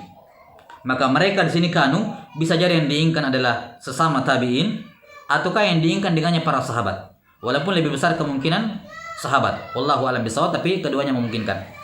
Mereka lebih mengunggulkan, yufaddilun, yakni menganggap ini lebih afdal dibandingkan yang lain. Itu makna yufaddilun, yakni menganggap ini lebih afdal dibandingkan yang lain. Kalau dikatakan ufaddilul qahwa minasyai, saya lebih memilih kopi dibandingkan teh, masalan. Nah, jadi saya atau para sahabat ini atau mereka, baik tabi'in maupun para sahabat, lebih menganggap afdal, atau ada 3 bagaimana pembahasannya? Ada 10 hari gitu, ya. Ada 10 hari, ya, salasu asyarat gitu, ya, yang mereka unggulkan dibandingkan hari-hari yang lain. Yang pertama, kumpulan pertama 10 hari pertama bulan Dzulhijjah. Ya, begitu bagus bahasanya. Jadi 3 kumpulan yang berisi 10 hari. Nah, ini 3 kumpulan yang berisi 10 hari. Mereka lebih unggulkan 3 kumpulan yang berisi 10 hari ini dibandingkan hari-hari yang lain dalam setahun. Yang pertama 10 hari pertama di bulan Dzulhijjah. Kumpulan yang kedua 10 terakhir Ramadan. Dan kumpulan yang ketiga 10 hari pertama bulan Muharram. 10 hari pertama bulan Muharram. Nah, ini apa namanya? Dari sisi afdoliyah. Nah, dari sisi afdoliyah, di mana mereka mengunggulkan 3 kumpulan dari 10 hari ini dibandingkan hari-hari yang lain. Dan ini adalah hadits yang sahih. Dan tidak diragukan ya keutamaan 10 hari pertama Dzulhijjah. Kita sudah sebutkan 10 pertama Dzulhijjah mulia karena terkumpul di dalamnya amalan rukun Islam seluruhnya. Kemudian 10 hari terakhir Ramadan dia jadi mulia dikarenakan padanya ada apa? Lailatul Qadar. Ya, dan 10 hari pertama Muharram juga adalah hari yang mulia secara umum karena ia merupakan bulan haram, ya, salah satu dari bulan haram sebagaimana kita akan terangkan nanti. Nah, kemudian hadis yang ke-9, bihi qala haddatsana Khalaf ibn Hisham qala haddatsana Daud ibn Abdurrahman an Abdullah bin Utsman bin Khutsaim an ibni Abi Mulaikah an Muhammad ibn Abdullah bin Saifi annahu qala li Ka'ab. Beliau berkata kepada Ka'ab. Nah, yakni Ka'ab bin Malik radhiyallahu taala an, la a'lamu amalan afdala minal amali fil ashr. Qala qultu ay Ka'ab wala jihadun fi sabilillah? Qala la wa in shama an-naharu wa rabata al-lail illa rajulun istashhada atau ustushhida fi sabilillah azza wa jal. Ya. Kata Abdullah atau Muhammad bin Abdullah bin Saifi, ya.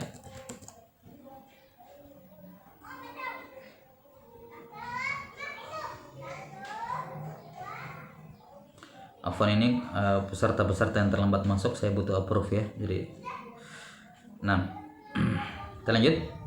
Jadi Muhammad bin Abdullah bin Saifi pernah bertanya kepada Ka'ab, ya, atau pernah berkata kepada Ka'ab, la a'lamu, saya tidak mengetahui ada amalan yang lebih afdol dibandingkan amalan yang dikerjakan di 10 hari pertama Dzulhijjah ini.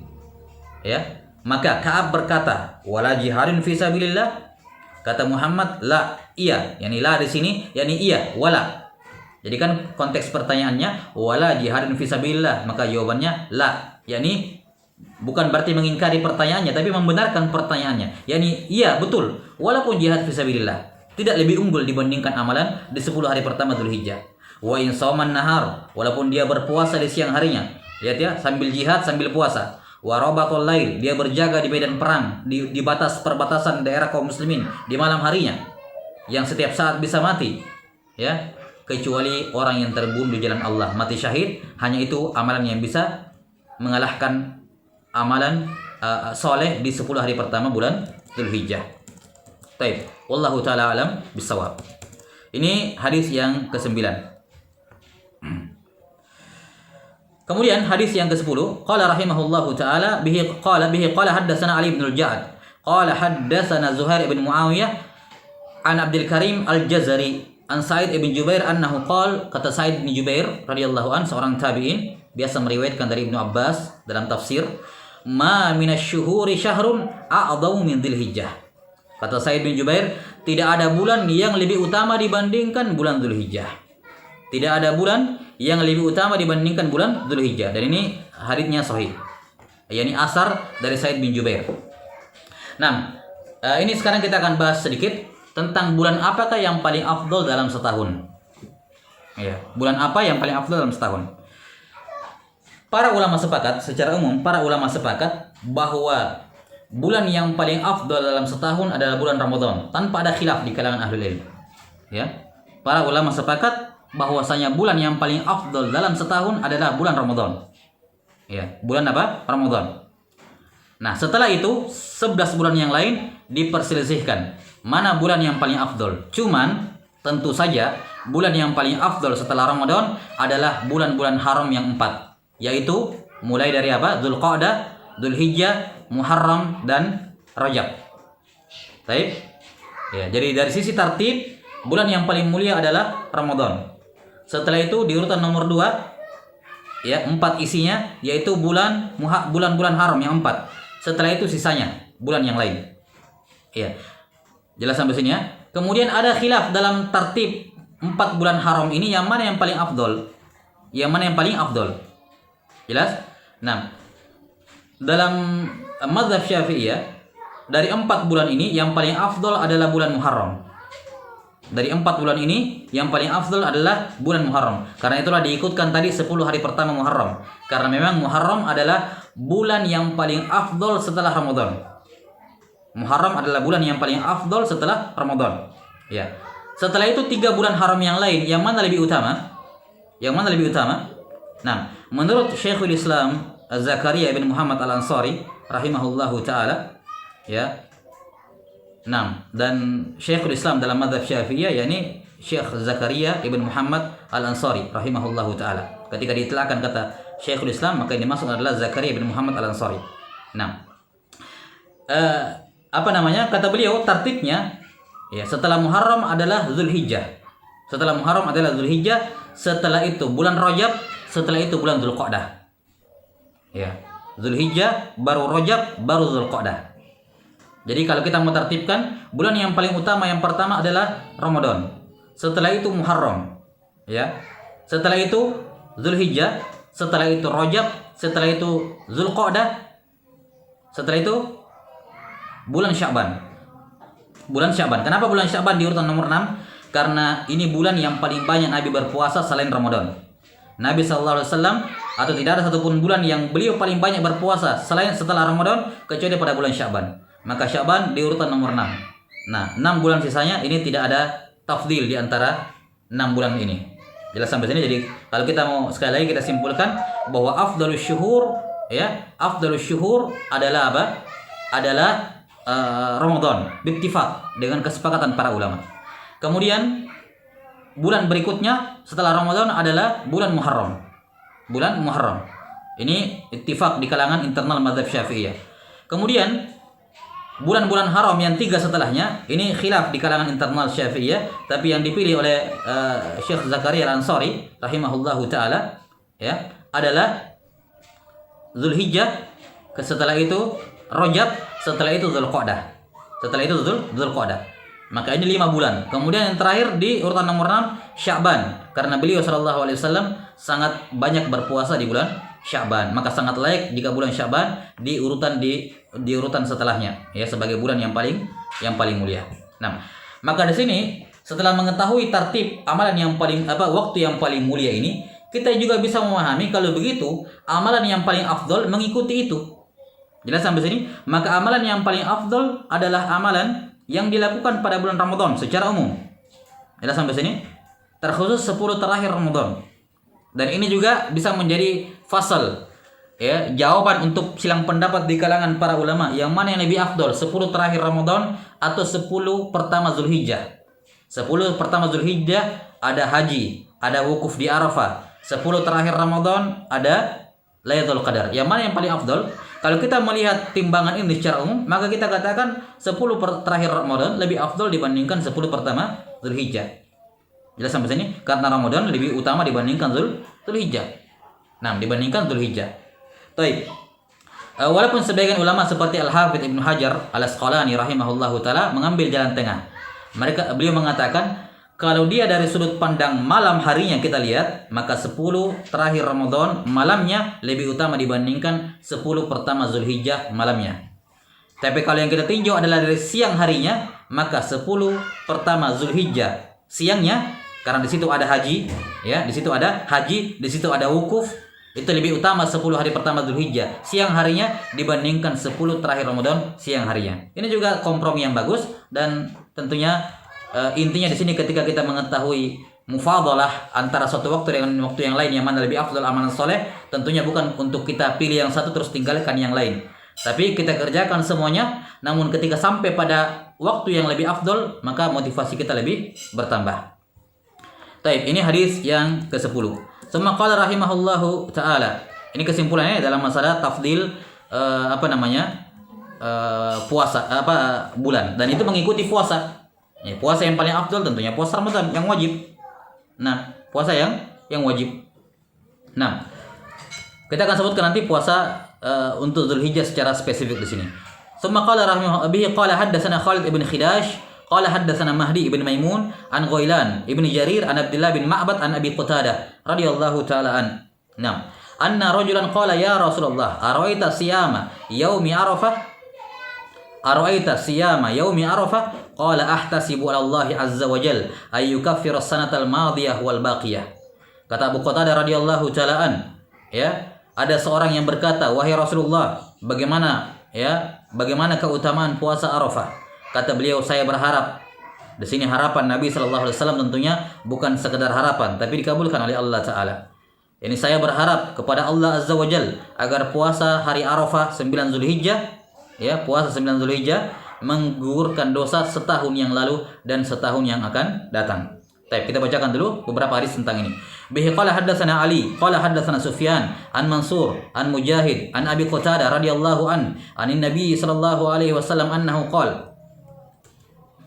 Naam, annahu qala anin Nabi sallallahu alaihi wasallam ha ini singkatan dari at-tahwil yang artinya berpindah sanadnya. Mulai lagi Ibnu Abi Dunya bawakan sanadnya, ya. Tapi dari jalur yang lain. Dikatakan wa an Laits an Mujahid. Berarti sanad selengkapnya haddatsana Ali qala haddatsana Sufyan an Laits, begitu. An Laits an Mujahid. Maka di sini ada mutabah untuk Mansur Ibnul Mu'tamir, ada pendukung bagi beliau, ya, dari Laits ini. Ya, atau Laits yang didukung oleh Mansur Ibnul Mu'tamir. Ya, karena zahirnya Laits yang dimaksud di sini adalah Laits ibn Abi Sulaim. Ya, dan beliau dhaiful hadis didukung oleh Mansur Ibnul Mu'tamir.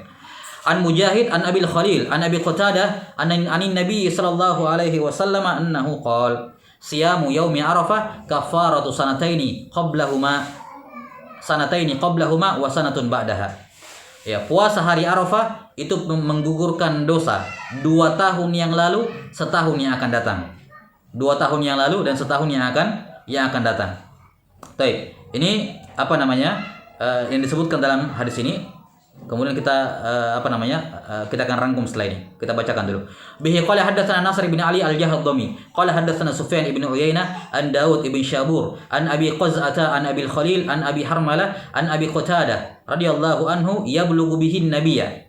Yani yablughu bihi ini ikhtisar dari qala an-nabiy sallallahu alaihi wasallam atau sami'tu an-nabiy sallallahu alaihi wasallam. Ya, yablughu bihi sama seperti kalimat marfu'an atau yarfa'uhu atau yanmihi dan semacamnya. Annahu qala siyamu yaumi Arafah ya'dilu sanata wallati taliha wa siyamu yaumi Asyura ya'dilu sanah. Kata beliau, puasa hari Arafah setara dengan puasa setahun dan tahun setelahnya, yakni setara dengan puasa 2 tahun. Dan sementara siyamu yaumi Asyura ya'dilu sanah. Sementara puasa hari Asyura setara dengan puasa setahun. Baik. Ini sekarang di 3 hadis ini beliau berbicara mengenai keutamaan puasa hari Arafah. Dan yang sabit dari Nabi sallallahu alaihi wasallam untuk puasa Arafah adalah dianjurkan atau disunnahkan untuk berpuasa di bulan puasa Arafah, ya, puasa 9 Dzulhijjah, di mana yang sabit dari Nabi sallallahu alaihi wasallam tentang keutamaannya adalah menggugurkan dosa 2 tahun, setahun yang lalu dan setahun yang akan datang. Semua hadis seperti di sini disebutkan 2 hadis yang lain. Hadis yang lain yang disebutkan menggugurkan dosa 2 tahun yang lalu dan setahun setelahnya, atau puasa Arafah setara dengan puasa 2 tahun dan puasa Asyura setara dengan puasa setahun, ini tidak ada yang sahih. Jadi satu-satunya hadis yang sabit dari Nabi sallallahu alaihi wasallam tentang keutamaan puasa puasa Arafah adalah menggugurkan dosa 2 tahun, setahun yang lalu dan setahun yang akan datang. Baik. Pertanyaannya, dosa apa yang dihapuskan di sini? Apakah termasuk di dalamnya dosa besar atau hanya dosa kecil saja? Ya, mayoritas ulama memandang bahwa yang terhapus di sini hanyalah dosa-dosa kecil. Ini pendapat jumhur al-ulama. Ya. Dan sebagian pendapat lain mengatakan termasuk di dalamnya dosa-dosa besar, kecuali kalau dosa besarnya menzalimi orang lain, maka itu tidak diampuni sampai diminta maaf. Tapi kalau dosa besarnya tidak berkaitan dengan manusia yang lain, maka katanya masuk. Nah, masuk dalam kategori dosa yang diampuni. Namun jumhur ulama, dan ini pendapat yang lebih tepat, jumhur ulama memandang bahwa yang terhapus di sini hanyalah dosa-dosa kecil. Karena itulah, kalau Anda ingin diampuni dosa-dosanya, dosa kecil maupun dosa besar, dengan puasa hari Arafah, perbanyak istighfar dari semua dosa-dosa di hari Arafah tersebut. Kenapa? Karena dosa besar hanya bisa terhapus dengan taubat. Karena itulah puasa hari Arafah menggugurkan dosa kecil selama setahun yang lalu dan setahun yang akan datang. Dan kalau diiringi dengan istighfar, maka dia juga bisa menghapuskan dosa-dosa besarnya. Tentunya kecuali dosa yang berkenaan dengan makhluk. Harus minta maaf dulu ke orangnya. Baik, ini masalah yang pertama berkenaan dengan puasa hari Arafah 9 Dzulhijjah.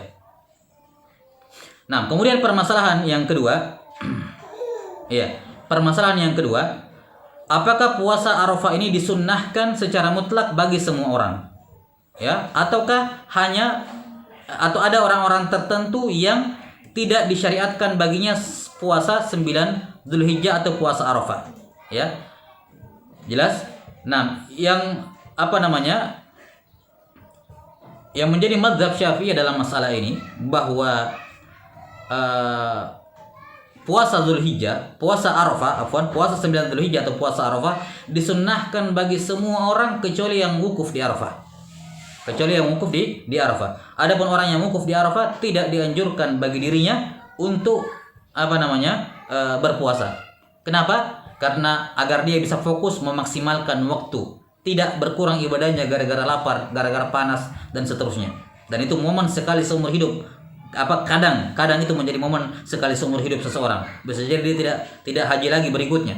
Maka di kalangan dalam mazhab Syafi'iyah tidak dianjurkan orang yang wukuf di Arafah untuk berpuasa karena dia mendapatkan pahala yang lebih besar dibandingkan terhapus dosa setahun lalu dan setahun yang akan datang. Amalan yang dikerjakan itu lebih besar dibandingkan puasa 9 Dzulhijjah itu sendiri. Jelas sampai sini? Nah, dan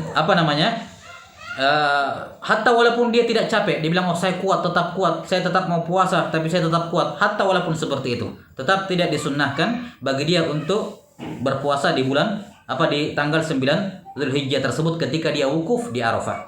Nah, ya, sebagian ulama mengatakan itu makruh dan sebagian mengatakan khilaful aula, yakni tidak dianjurkan tapi tidak sampai makruh. Baik.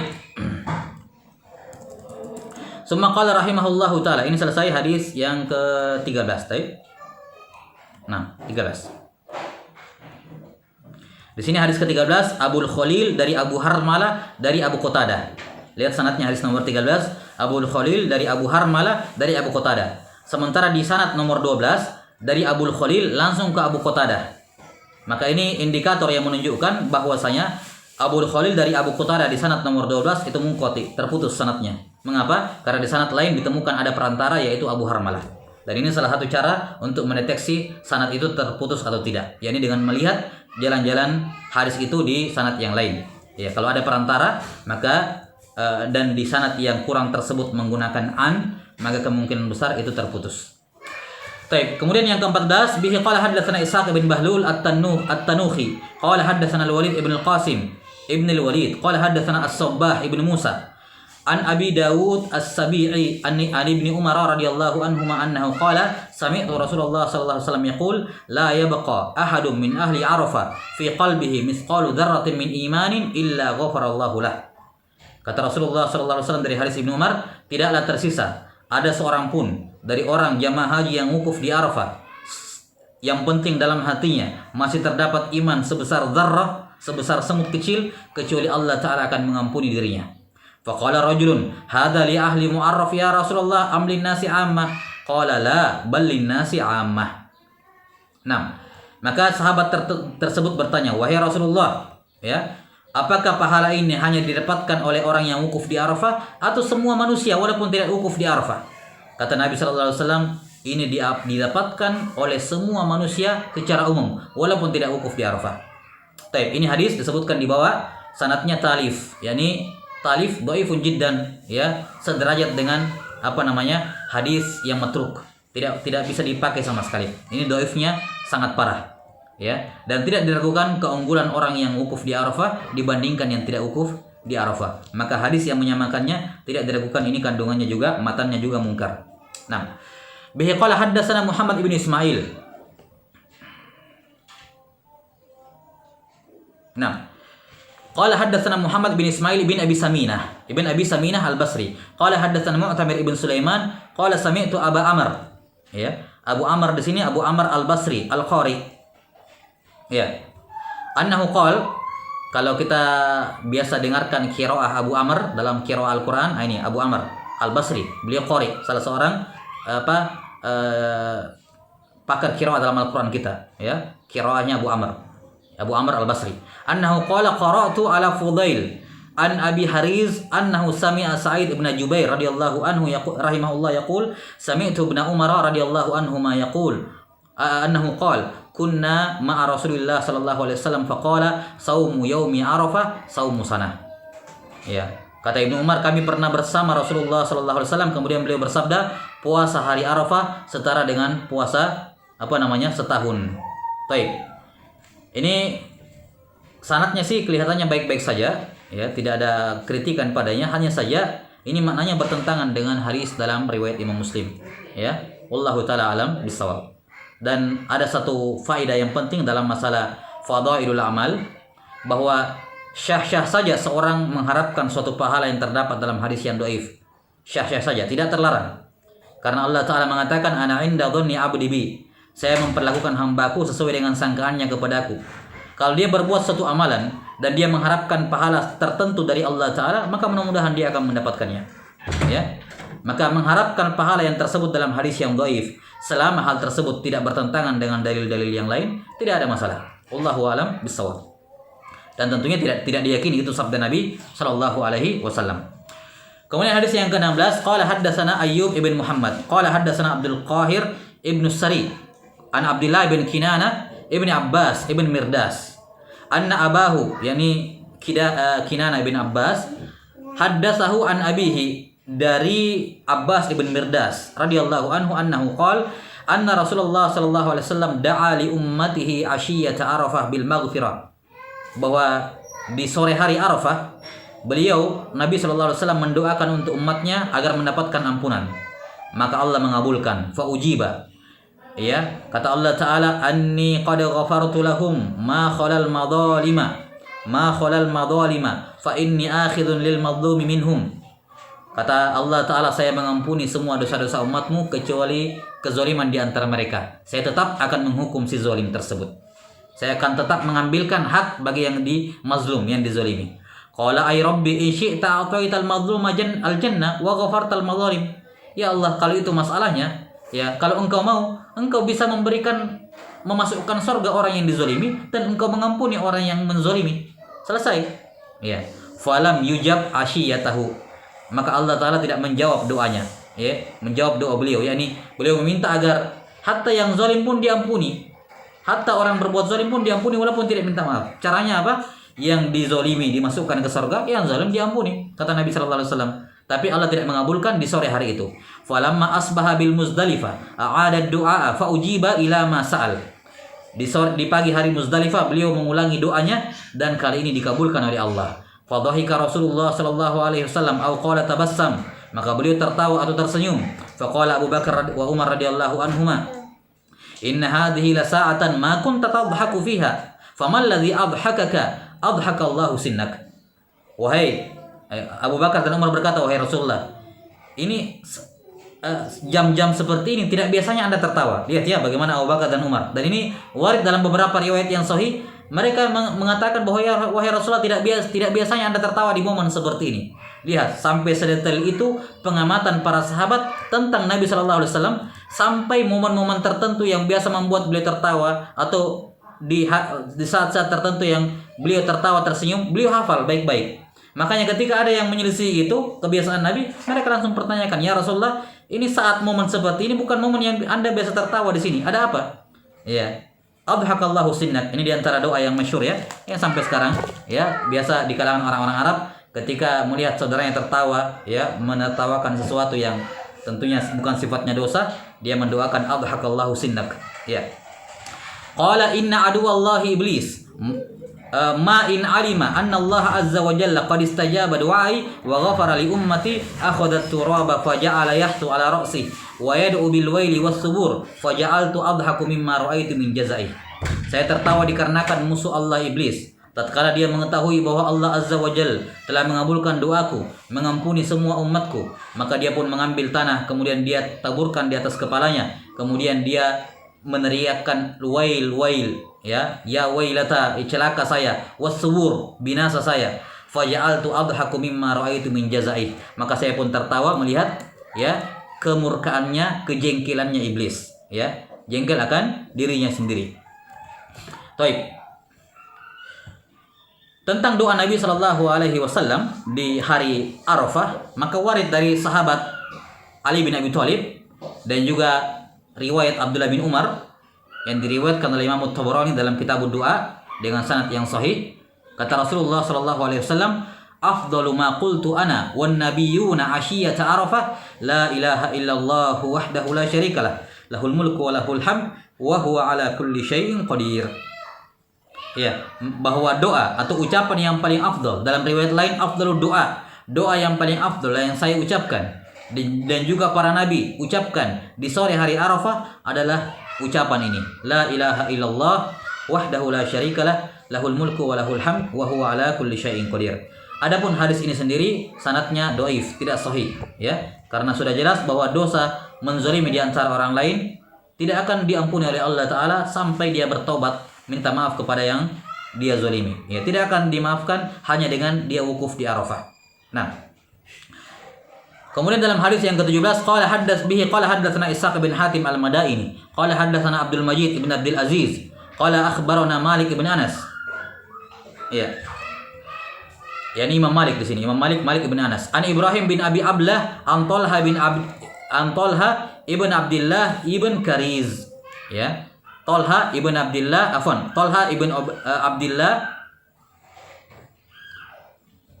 ibn Kariz. Talha bin Ubaidillah ibn Kariz. Ini satu-satunya orang yang namanya dibaca Kariz. Ya. Selain dari Talha bin Ubaidillah bin Kariz, kalau mendapati ada nama perawi tulisannya macam begini, maka dia dibaca Quraiz semuanya, kecuali Talha bin Ubaidillah ini. Ya, ini kaidah dalam membaca nama perawi disebutkan oleh Ibnu Hibban rahimahullah sebagaimana yang dinukil oleh Al-Hafidz Al-Mizzi dalam Tahdzibul Kamal. Kata Ibnu Hibban rahimahullahu taala, semua perawi dalam hadis semuanya dibaca Quraiz, ya, di dhamma kaf, kecuali Talha bin Abdullah bin Ubaidillah bin Kariz ini Al-Khuzai, maka dia dibaca fathah Kariz. Dan ini faedah seperti ini sangat berharga bagi seorang yang biasa membaca sanad. Qala ma ru'ya syaitanu Talha bin Ubaidillah ibn Kariz. Kata Talha bin Abdullah ibn Kariz, beliau berkata, ma ru'ya syaitanu huwa yawman asghara wala ahqara wala adhara wala aghyadha minhu fi yawmi Arafah wa ma dzaka illa anna ar-rahmata tanazzala fihi fayatajawazu 'anil dhunubil 'idham. Tidaklah setan, ya, pernah terlihat lebih kecil, lebih rendah, lebih hina, lebih marah dibandingkan pada hari Arafah. Itu tidak lain dikarenakan pada hari itu rahmat, ya, turun dari Allah Subhanahu wa taala sehingga semua dosa-dosa besar diampuni.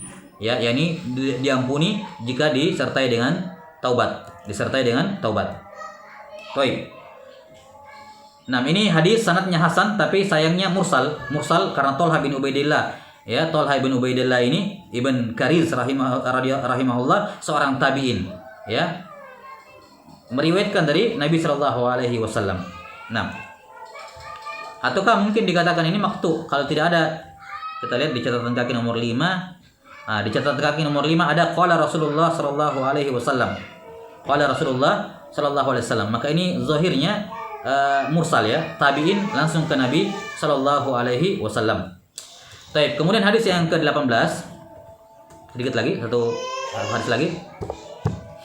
Qala haddatsana Abu Quraib, qala haddatsana Abu Nuaim, an Marzuq maula Talha ibn Abdurrahman al-Bahili an Abi Zubair, an Jabir radhiyallahu ta'ala anhu, annahu qala Rasulullah sallallahu alaihi wasallam, idza kana yaumu Arafah yanzilullahu azza wa jalla ila sama'id dunya fayubahi bikumul malaika fayaqulu unzuru ila ibadi atawni syu'than ghubran min kulli fajjin 'amiq ushhidukum anni qad ghafartu lahum. Kata Rasulullah sallallahu alaihi wasallam dari hadits Jabir ibn Abdullah radhiyallahu taala an, Dan ini hadis sanadnya hasan. Tatkala hari Arafah, maka Allah Azza wa Jalla akan turun ke langit dunia. Jadi turun sesuai dengan keagungannya. Turun tapi tetap maha tinggi.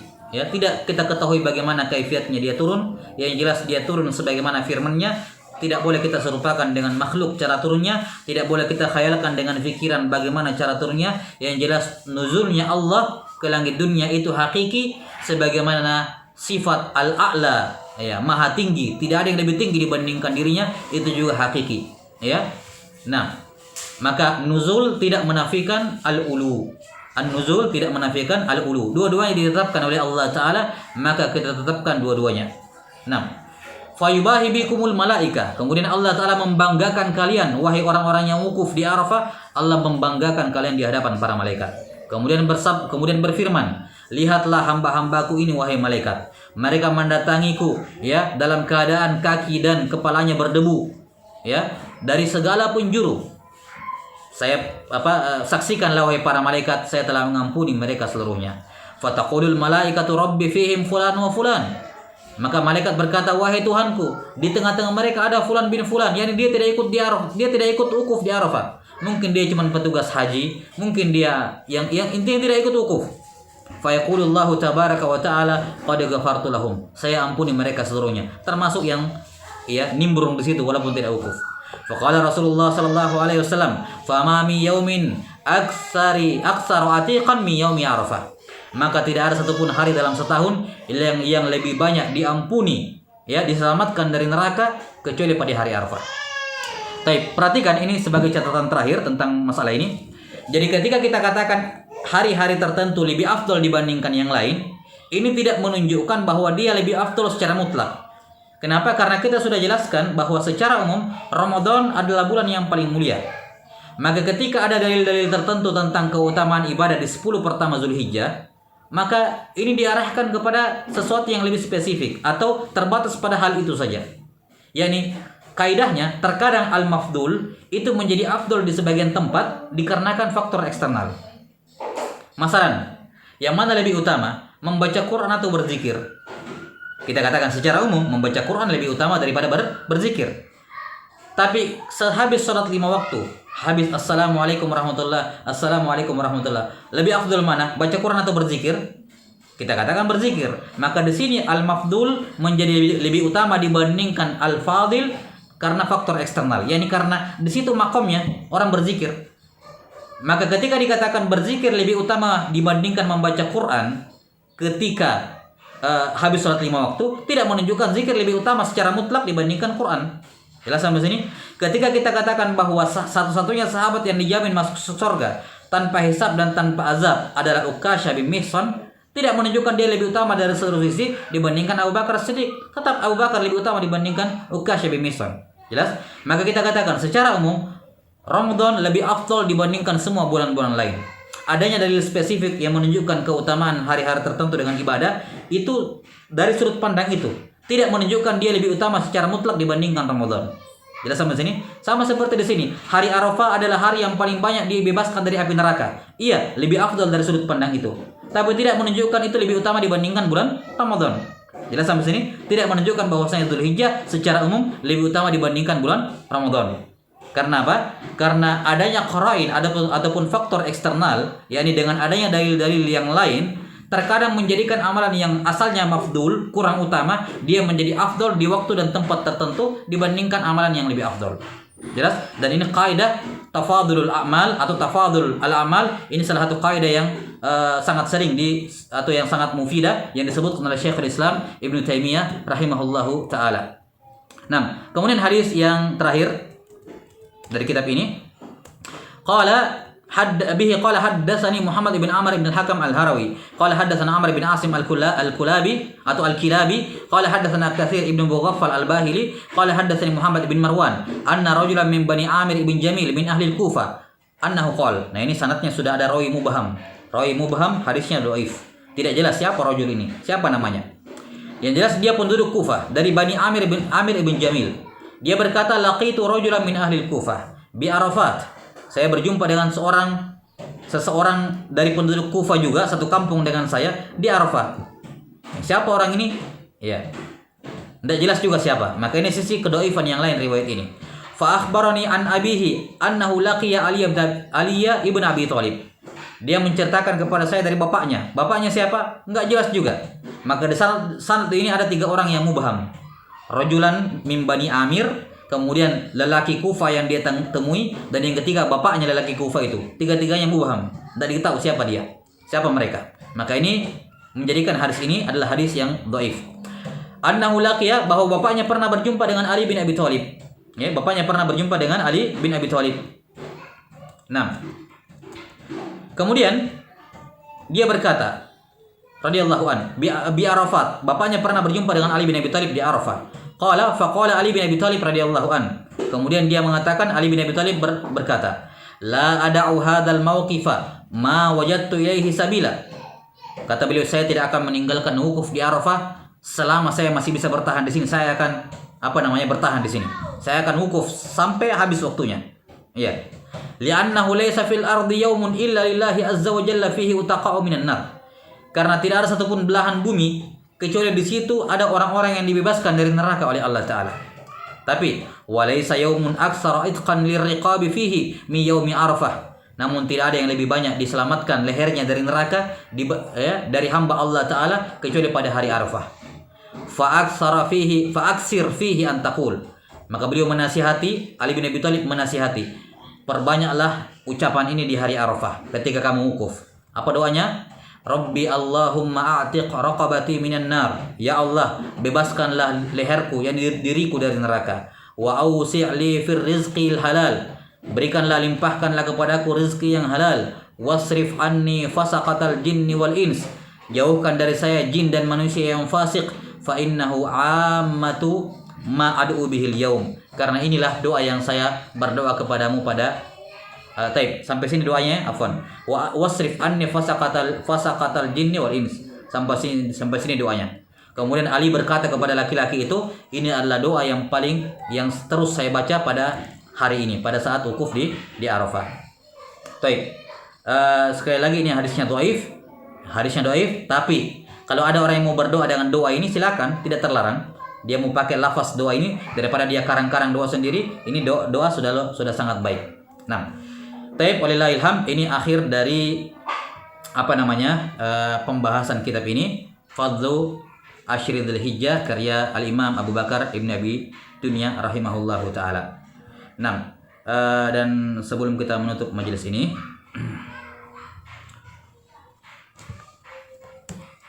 tafadhalu bagi yang menginginkan ijazah tertulis, ini saya sudah sebutkan linknya di chat. Tafadhalu diisi bagian menginginkan ijazah tertulis untuk sanad kitab ini. Nah, saya kira cukup sampai di sini, sudah masuk asar. Jazakumullahu khairan katsiran ala husni istimaikum, dan kita berdoa kepada Allah Subhanahu wa taala agar menjadikan momen 10 pertama Dzulhijjah yang akan dimulai dari sebentar malam, insyaallah taala dimulai dari sebentar malam 10 Dzulhijjah. Semoga Allah taala memberikan kepada kita taufik dan kekuatan serta kesehatan untuk memanfaatkan 10 hari pertama Dzulhijjah sebagaimana kita memanfaatkan 10 terakhir Ramadan. Dan semoga Allah Subhanahu wa taala memberikan kepada kita kesehatan dan taufik untuk menambah dan memperbanyak amal soleh, dan semoga Allah Subhanahu wa taala menggolongkan kita ke dalam golongan orang-orang yang dibebaskan dari neraka di bulan-bulan ini. Allahumma amin. Ya, jazakumullahu khairan ala husni istimaikum. Nas'alullaha ta'ala yu'allimana mimma yanfa'una wa ay yanfa'ana bima 'allamana. Innahu waliyyu dzalika wal qadiru 'alaih. Subhanakallahumma bihamdik asyhadu an la ilaha illa anta astaghfiruka wa atubu ilaik. Walhamdulillahirabbil alamin. Wassalamualaikum warahmatullahi wabarakatuh.